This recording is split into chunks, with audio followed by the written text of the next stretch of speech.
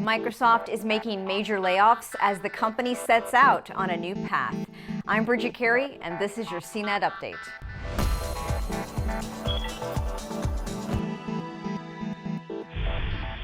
Times are changing at Microsoft. Chief Executive Satya Nadella announced that up to 18,000 Microsoft employees will be laid off over several months.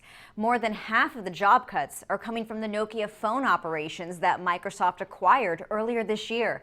In a memo to employees, Nadella wrote that the company is in the middle of a transformation. It's expanding beyond software licensing into more hardware and cloud services. This is Nadella's toughest move as CEO since he took over from Steve Ballmer back in February. Microsoft promises support to those laid off.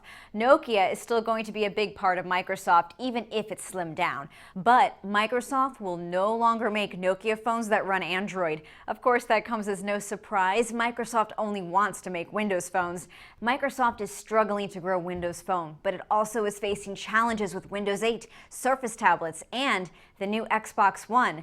As part of the cuts, Microsoft is shutting down Xbox Entertainment Studios, which was launched to create original video programming for the Xbox.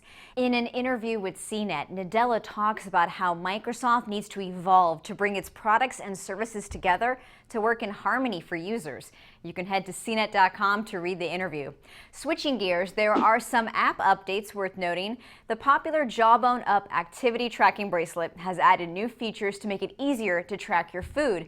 Before, if you want to keep a record of your calories, you had to manually enter everything in, what kind of food, your portion size, and now it offers some suggestions based on what you typically eat, so maybe it takes you less time to fill it all out. And it has suggestions on what you can do to eat healthier, as if you didn't already know how to eat better.